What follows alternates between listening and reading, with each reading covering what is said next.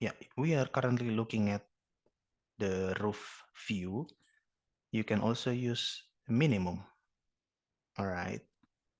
Or we can also use average, all right?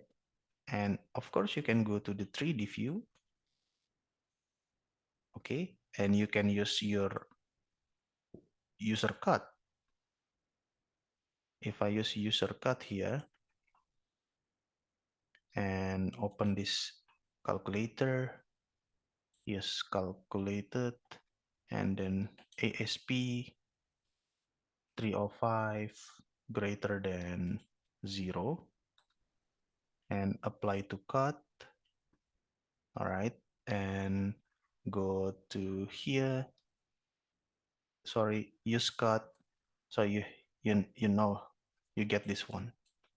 So all the grids here have concentration of B305 greater than 0. All right. You can also uncheck the use cut. And go to 2D. You can also change to other, well, other tracer. So you can trace them basically either in 2D or 3D. Sorry, there.